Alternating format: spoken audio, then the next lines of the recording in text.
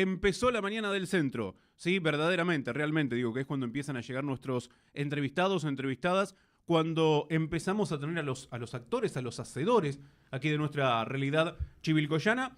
Y en unos días nada más, en unas horas nada más, vamos a tener las jornadas regionales por la educación pública. ¿Te acordás cuando hace, no sé, algunos meses, días atrás, hablábamos de la peña de las jornadas, que marca un poco el inicio, digamos, ya se está convirtiendo también en una especie de tradición? Bueno, ¿para qué? Para estas jornadas regionales por la educación pública. Nos han venido a visitar Francisco Poschenrieder, Giselle Espano. ¿Cómo andan? Muy bien. Buen día, gracias por venir aquí a la radio ante todo. Muchas gracias por invitarnos. En la cuenta regresiva de unas nuevas jornadas. Pasa el tiempo, ¿no? Sí, va. Estamos a la vuelta de la esquina, ¿no? Como recién dijiste, Eduardo, tuvimos la peña de la jornada en el Círculo Criollo El Bozal. Ya está instalada en el circuito de peñas del ambiente de Chivilcoy, con mucha colaboración de todos los artistas, que siempre estamos muy agradecidos. También tuvimos una conferencia previa a cargo de Mariana Maggio dentro del marco de las jornadas regionales. Una suerte de lanzamiento. Sí, ¿y qué lanzamiento con Mariana? Lanzamiento? ¿No? Con un aula. ¿Cuándo fue esta, Francisco? Porque ahí ya se estaban hablando de las jornadas y estábamos a... Fue antes del receso, creo que fue primer semana... En junio. Última de junio o por ahí. Y tuvimos el aula magna, desbordada. Repleta de gente, sí. Sí. Así que ahora ya se viene con todas las ganas, con todo el esfuerzo, con todos los trabajos que se vienen presentando, esta nueva edición de la jornada, cada vez con un renovado sentido por la educación pública, por la construcción de conocimiento y por jerarquizar y valorizar los institutos superiores de formación docente y técnica, en donde trabajamos nosotros y son centros de producción de conocimiento, ¿no? ¿Y en tiempos donde hay que ratificar más el valor de la educación pública? Siempre hay que romper lanzas por la educación pública. Los que estamos en el instituto, el comité organizador, estamos totalmente convencidos que la educación pública es el principal factor de movilidad, es el principal factor que impacta en los sujetos y que los va a hacer de una manera u otra desarrollarse en una sociedad democrática, poder expresar sus potenciales y esto que parece, ¿no? ¿Qué términos, ¿no? Pero esto es lo que hace la educación pública, es en nuestra institución, digamos, como ejemplo perdón que la ponga como ejemplo, porque yo soy uno de los directores, en nuestra unidad académica pasa eso. Un sujeto entra en el nivel inicial y puede hacer todo el recorrido y llegar a tener una carrera profesional como técnico o como docente, y todo simplemente yendo, estudiando y sin tener que abonar ni pagar por nada, ¿no? Y la verdad que en los contextos que vivimos desde hace tiempo, esto hay que mantenerlo y sostenerlo permanentemente, ¿no? Y hoy, Francisco, Giselle, seguramente también desde el otro lado del mostrador, ¿no? Esto de haber estudiado, de haberse recibido y estar dando clases, quizás, ¿no? En lo que es justamente la educación pública y estar participando de este comité organizador, ¿puedo decir? Sí, Giselle Giselle es una de nuestras grandes productoras, ¿no? Que en conjunto trabajamos. No sé, le doy la palabra a ella, ¿no? Yo no te escuchamos. Bueno, gracias. Buenos días. Muchas gracias por la invitación. Para nosotros es importante también tener un espacio de poder de divulgar, ¿no? Para poder contar qué es un poquito lo que estamos haciendo desde hace unos cuantos años ya, pero con esta intención de poner en valor la educación pública como una complejidad que está compuesta por muchísimas dimensiones, de las cuales obviamente muchas nosotros tenemos la posibilidad de pensar y repensar y reformular, que ese es un poco el desafío de cada año.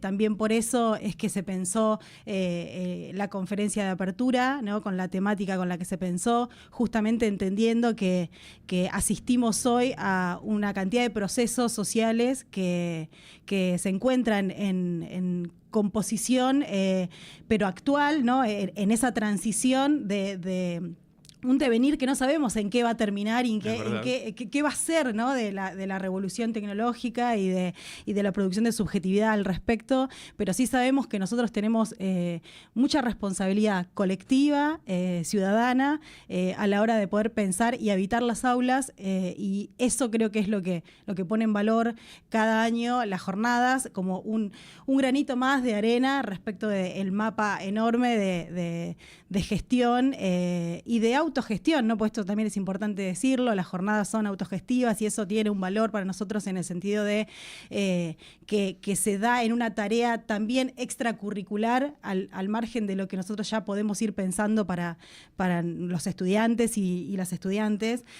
Y bueno, y eso creo que es necesario en este tiempo, en estos tiempos que corren, poder seguir apostando a estas propuestas que componen colectivamente y a la vez en la heterogeneidad de lo que implica ese colectivo, pero porque no hay otra forma, entendemos nosotros, respecto de poder proponer algo en el que más que respuestas en realidad estamos intentando sostener algunas preguntas, justamente porque las respuestas, como estamos en momentos de transición de ciertos procesos que son muy complejos y probablemente muy difíciles, no podemos intentar pensar en respuestas hoy sería muy reduccionista, ¿no? Y bueno, por eso sostener las preguntas es un desafío enorme, justamente porque eso nos pone en situación de bancar la ansiedad, bancar la incertidumbre, ¿no? Pero en el mismo camino también seguir aportando, ¿no? A la reflexión y a la composición del conocimiento al que tanto valoramos y ponderamos. Y ahí, bueno, me dejás la puerta abierta para hacer algunas preguntas, ¿no? Primero, justamente, vienen por el lado de las preguntas. ¿Cuán importante es hacerse preguntas para seguir pensando, repensando la educación desde la parte, digamos, docente, pero también que los estudiantes se puedan ir haciendo preguntas para empezar a buscar algunas respuestas? Absolutamente, bueno, creo que ese es un desafío enorme y de hecho vos decías, ¿no? Como bueno, desde hoy nosotros desde este lugar de formadores, pero a la vez en situación de formación permanente también, ¿no? Siendo estudiantes, sí. Y siendo, ¿no? Nunca se deja de ser estudiante, entre comillas, exactamente, ¿no? Todo el tiempo como en una búsqueda de seguir aportando un poquito más a entender algunas cuestiones tan complejas que cada vez además que se abre ese mapa, cada vez se complejiza aún más, pero a la vez también permite acompañar a los estudiantes y a las estudiantes que van a ser también futuros docentes y técnicos en poder reconocer algunos recursos y formas de trabajar que tienen que ver con abordajes de procesos de aprendizaje y de enseñanza en pos de, sobre todo, de apelar a la posibilidad de pensar. Digamos. Y nosotros somos en ese sentido muy defensores de la pregunta en ese aspecto, ¿no? Como, bueno, la pregunta ¿qué apela? ¿No? Apela a construir algo que previamente esa pregunta no existía y que no es necesario que tome una forma cerrada sobre sí misma, sino que también se pueda poner en conversación. Y si bien de manera disciplinar, digamos, están segmentadas las asignaturas, la verdad es que hoy yo puedo decir con conocimiento de causa que en el instituto en el que trabajamos se da una conversación permanente, sí, exactamente, entre las asignaturas, justamente porque es muy difícil después, a la hora de entender procesos sociológicos en el plano de las subjetividades, los procesos nuevos de subjetivación, segmentar la subjetividad, ¿no? Ahora, ¿cómo es la convivencia? ¿Cómo se da esta convivencia entre generaciones? ¿No? Es maravillosa, es maravillosa, es permanente, creo que una enseñanza mutua ahí, ¿no? Sí, por supuesto.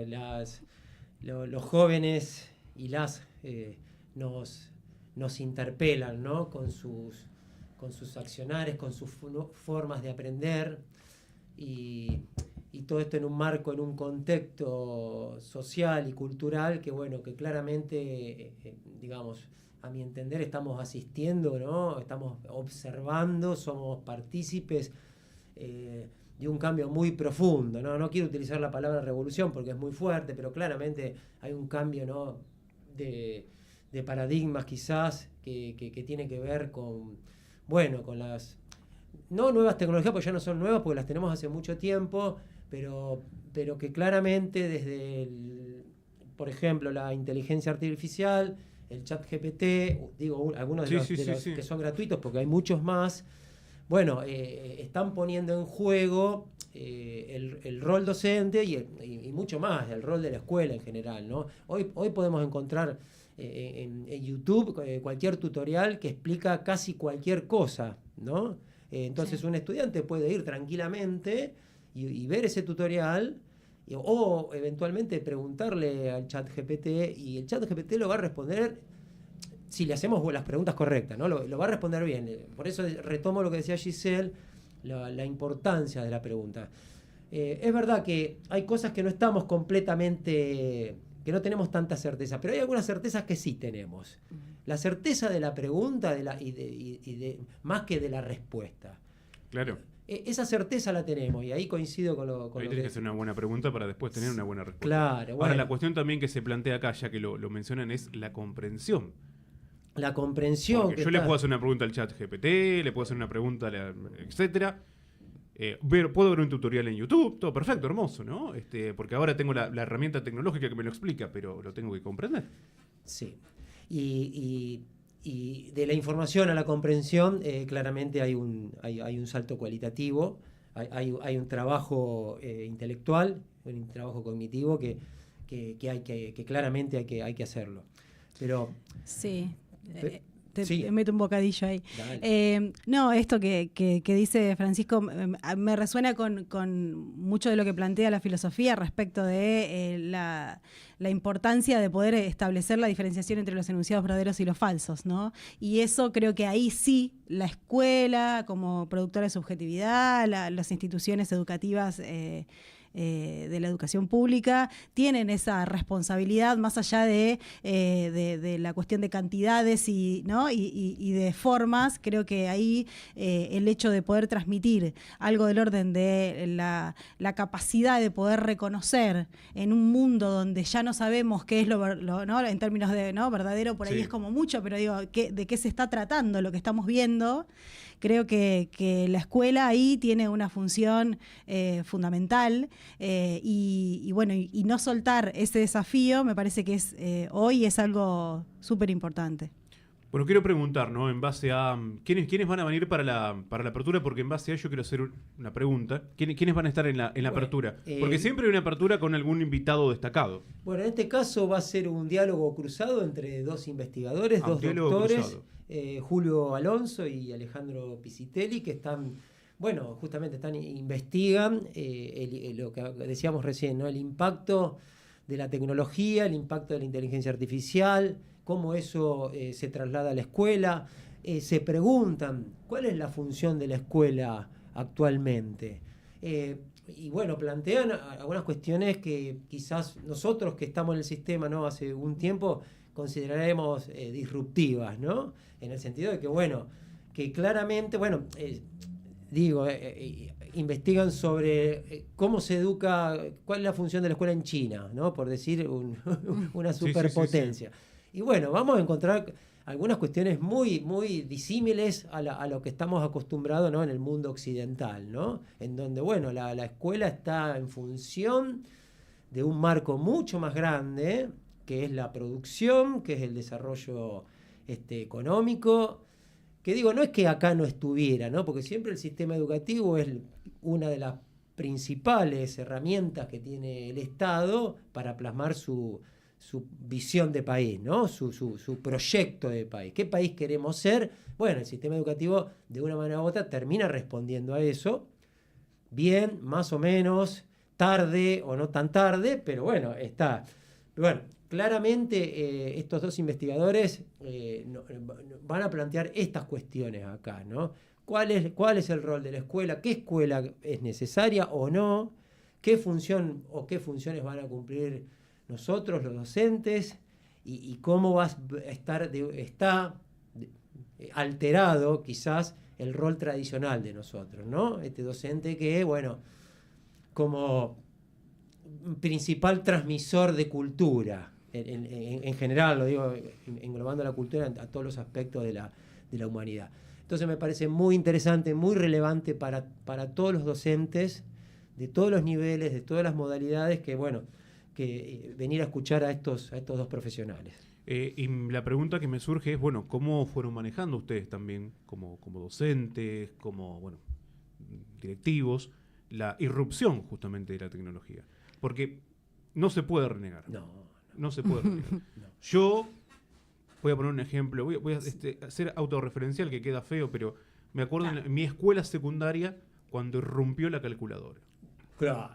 Por ejemplo, ¿no? Sí. Bueno, algunas profesoras dijeron, está bien, usen la calculadora, pero ¿saben cómo usarla? Exactamente. Sí.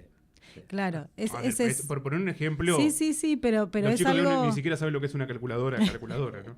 Hoy está todo acá. Está todo ahí. Bueno, Julio Alonso, que es uno de los disertantes que va a estar en la conferencia, habla mucho sobre ese tema respecto de, bueno, qué es hablar de tecnologías, ¿no? Como las tecnologías, eso que estás nombrando vos, ¿no? Como la calculadora, el libro, ¿no? Lo que fue en su momento Era el libro, poder papel, dar claro. con el libro, ¿no? Esto, ¿no? Como una tecnología. Y creo que eso también pone de relieve algo que implica poder entender que las tecnologías en realidad nos acompañan como humanidad desde siempre, y Sí. que en realidad poder comprender qué lugar está tomando, por ejemplo, las tecnologías digitales, también implica poder comprender el devenir de ciertos procesos históricos y sociales, que no es que de repente irrumpen ahora, sino que se fueron configurando las condiciones para que eso ocurriese, pero es totalmente de acuerdo con lo que decía esa maestra, ¿no? Como, bueno, una cosa es la tecnología y determinado objeto que viene como a complementar una práctica, en este caso una práctica educativa, y otra es, bueno, ¿qué uso? Y me parece que ahí hay cuestiones que también estos disertantes plantean, y que por eso también decidimos convocarlos, que es cuáles son las implicancias éticas que existen frente a estos procesos nuevos. Y bueno, a nosotros y a nosotras como docentes nos compete también sobre estas cuestiones, ¿no? Políticas y éticas que tienen que ver con cómo se acompaña, ¿no? Si la inteligencia artificial va a ingresar al aula por el simple hecho de que es la inteligencia artificial, o va a tener algún tipo de objetivo, propósito al interior de la planificación y los objetivos ya más disciplinares o de transmisión o de lo que se quiera problematizar, ¿no? Y me parece que ese es un desafío grande, porque también implica que se pueda enseñar a usar, ¿no? Incorporar. En mi caso, también voy a ser autorreferencial, pero digo, yo todavía estoy en un proceso de consternación, lectura, ¿no? Como ahí viendo de qué se trata, pero sí de mucha conversación con los estudiantes y las estudiantes respecto de en qué circunstancias. Y de hecho me ha pasado de conversar en circunstancias donde se ha utilizado la inteligencia artificial y ha sido a raíz de estas preguntas que no se han hecho bien, ¿no? Respuestas que no eran correctas respecto de los procesos que estábamos trabajando, y mucha reflexión al respecto. O sea, que yo creo que es eso también el desafío, ¿no? Como poder incorporar también los problemas que eso viene acarreando, no en el plano del punitivismo, ni de la sanción, ni del rechazo, sino también de poner a conversar estas cuestiones y pensar entre todos y todas, porque no es un tema que solo le compete a los docentes. Digo, los pibes hoy saben mucho más que nosotros de este tipo de cuestiones, ¿no? ¿Lo saben? ¿Qué es lo que perciben de los estudiantes? ¿Qué llevan a las aulas? Llevan, como llevamos todos, sus vivencias, sus intereses.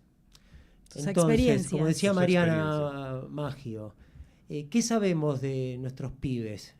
Que están 8 horas mirando videos de YouTube o pasando el dedo imágenes de Instagram o videos.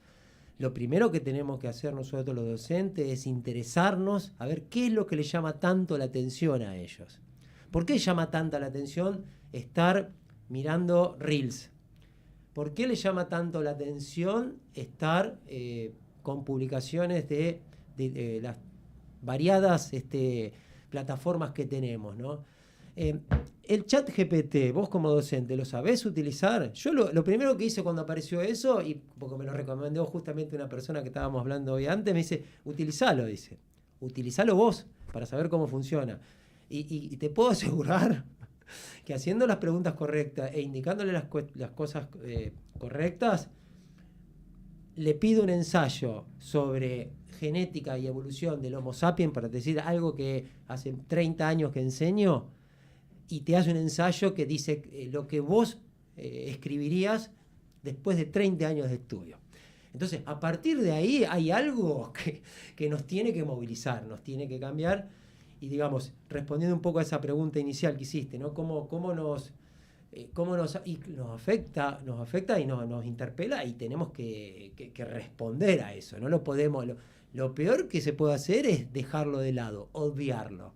Es no reconocer la realidad de nuestros estudiantes. Si nuestros estudiantes están en ese sistema. Por supuesto, eso no quita, digo, ¿no? Así como digo eso, digo, la escuela tiene que mostrar,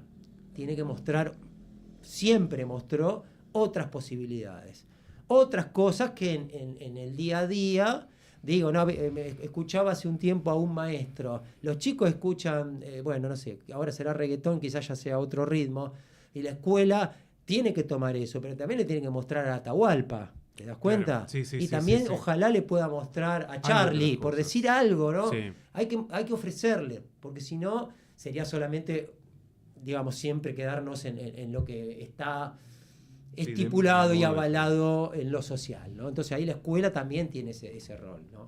Indelegable. Sí, totalmente. Y de hecho creo que el desafío también es el de que la tecnología no se convierta en el fin en sí mismo, digamos, ¿no? Como me parece que el hecho de poder pensar que yo necesito hacer una buena pregunta y para eso necesito apelar a un proceso cognitivo, ¿no? En el plano de lo intrapsíquico, lo mental, ¿no?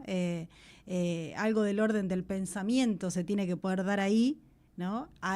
Eso creo que es como lo que no hay que perder, ¿no? Como que no se establezca, y creo que eso es, creo yo, uno de los riesgos, pero a la vez también puede ser una de las potencias, que no se establezca una delegación del pensamiento a otros dispositivos que no tienen que ver con la humanidad en sí, ¿no? Y creo que estamos en este tiempo en el que, si bien claramente hoy la cultura digital ya nos está haciendo, ¿no? Como ya nos está produciendo a todos y a todas, sí creo que todavía queda ahí como qué lugar le va a disputar la humanidad a todos estos dispositivos y estas tecnologías, ¿no?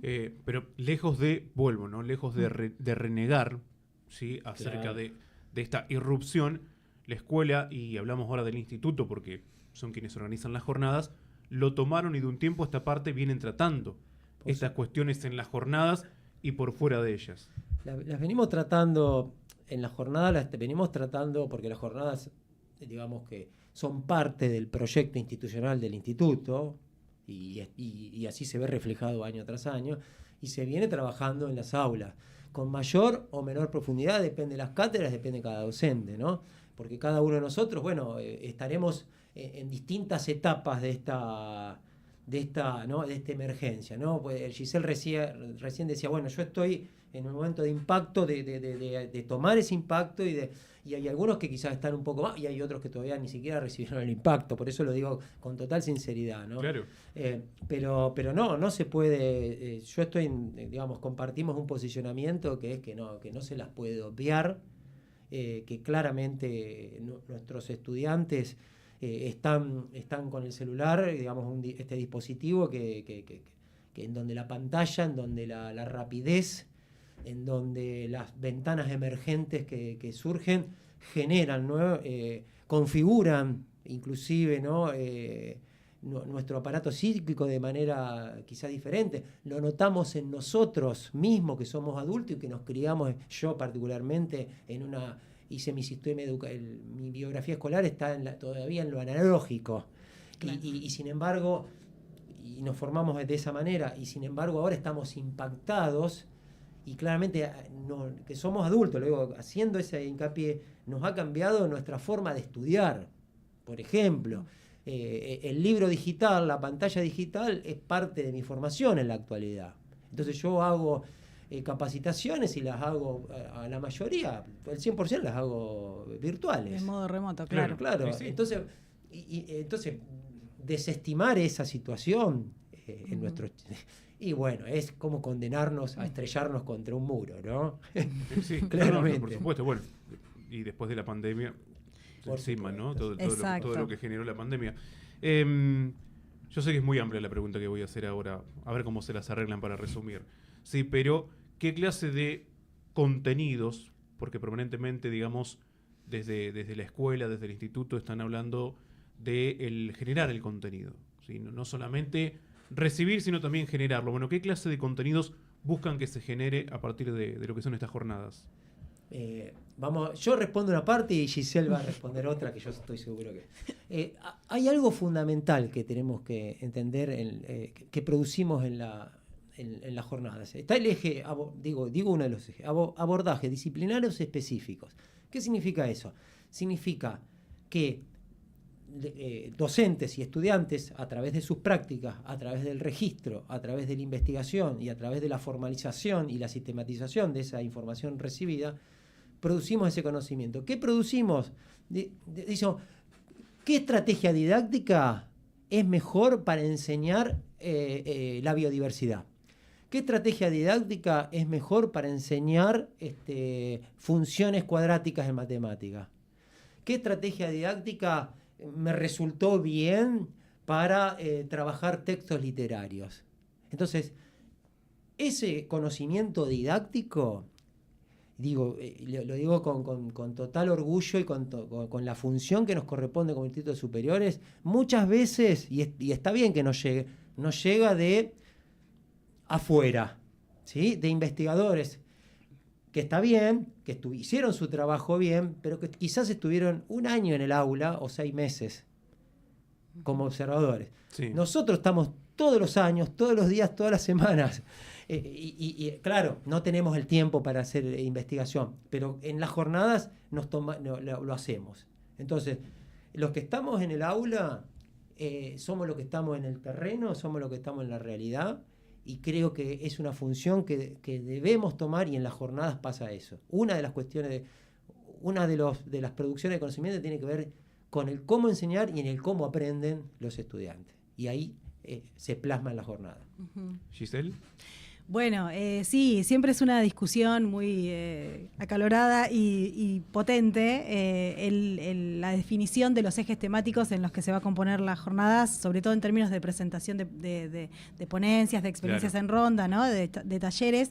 Y sí, tal cual, como bien dice Francisco, hay uno de los ejes que es abordajes disciplinarios específicos, y luego hay otros 4 ejes que los quiero nombrar, no me quiero olvidar de ninguno, que es historia y política educativa, constitución subjetiva, nuevos modos de aprender, conocer y producir en la cultura digital, y problemáticas y desafíos pedagógicos en la formación docente. Y ahí, bueno, se abre mucho más el espectro que él estaba señalando, ¿no? Como, bueno, en constitución subjetiva solemos recibir, por ejemplo, proyectos y trabajos y experiencias que tienen que ver, bueno, justamente con de qué más está hecho ese proceso de enseñanza-aprendizaje, ¿no? Que tiene que ver ahí con cuestiones que en relación a las afectaciones de los estudiantes, el cuerpo afectado de los docentes, de qué modo muchas veces nos encontramos ante situaciones conflictivas y de dificultad que no podemos abordar en el marco específicamente de lo disciplinar, pero que trascienden esa escena y a la vez la componen, ¿no?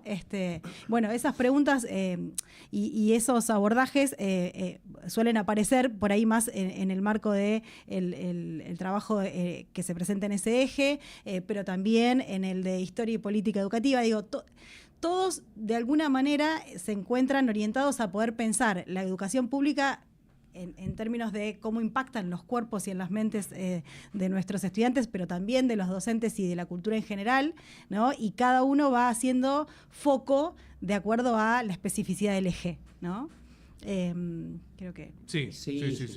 O sea, hay un montón de talleres también, convengamos. Por supuesto. En relación a las temáticas que están tirando, pero hay un montón de talleres. Y esto les quería preguntar, ¿no? Digo, ¿son pura y exclusivamente para estudiantes? ¿Son abiertos a la comunidad? O depende, digamos, también del taller, ¿no? O sea...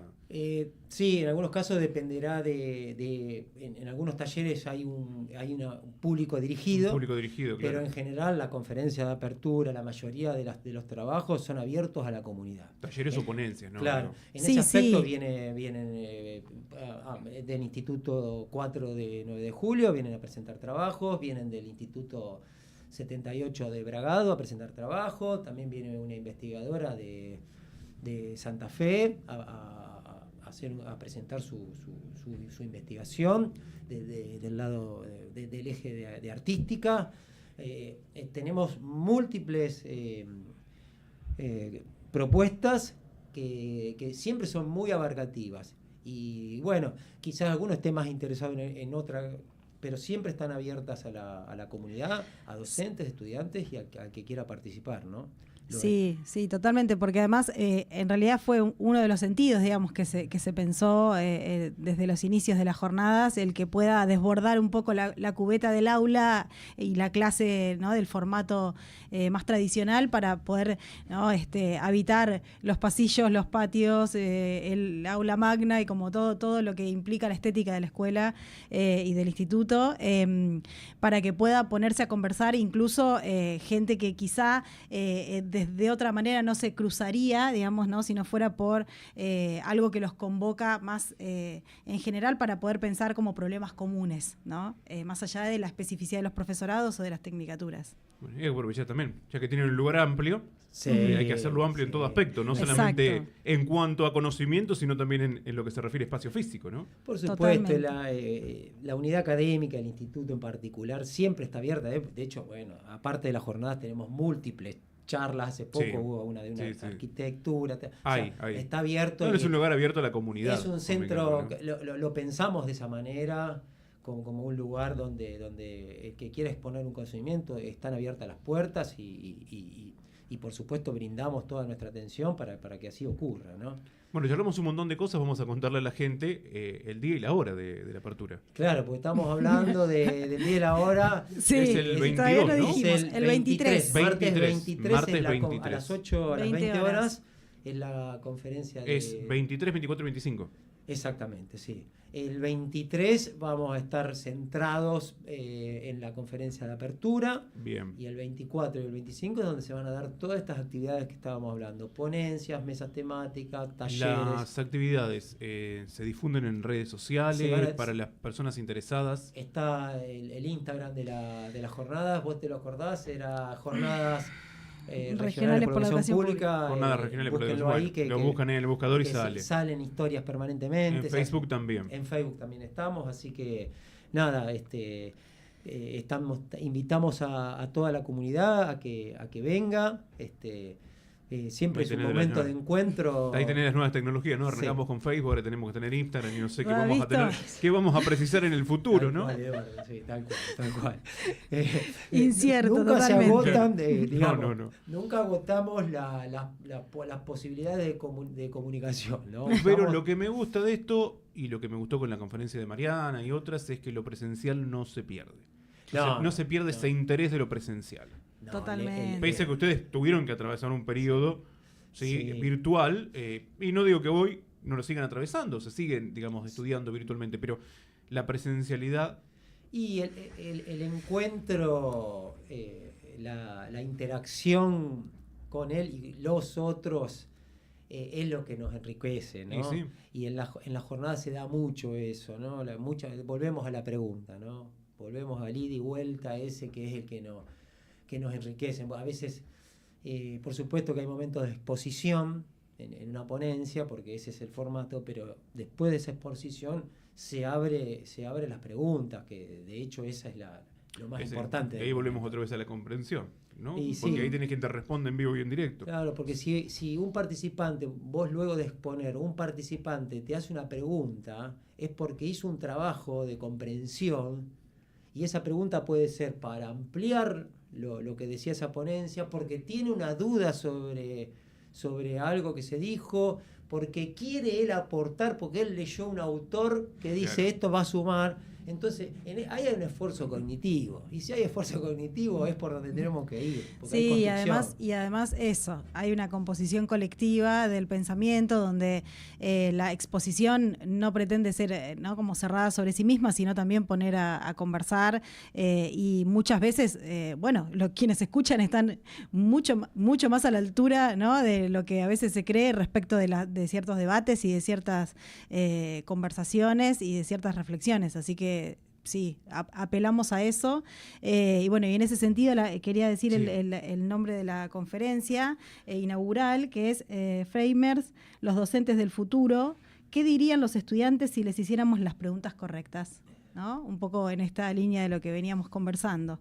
Y va a ser el martes 23 de septiembre a las 20 horas en el aula magna del Instituto de Formación Docente, que es la Escuela Normal de Chivilcoy, a las 20 horas. Perfecto, dejamos la invitación hecha entonces. Giselle, Francisco, muchas gracias por haber venido a contarnos un poco, apenas un poco nada más, de lo que serán estas jornadas, que sean con éxito. Y bueno, obviamente vamos a seguir en contacto para seguir difundiendo y nos vamos a dar una vuelta también por las jornadas para instruirnos. Invitadísimos. No solamente para hacer alguna entrevista, sino para instruirnos también. Muchas gracias. Muchas gracias a vos, vos. Eduardo, y te esperamos. ¿Cómo que no? Aquí estamos haciendo la mañana del centro, invitando estas jornadas regionales por la educación pública, aquí a través de la mañana del centro. Hacemos una tanda y ya venimos.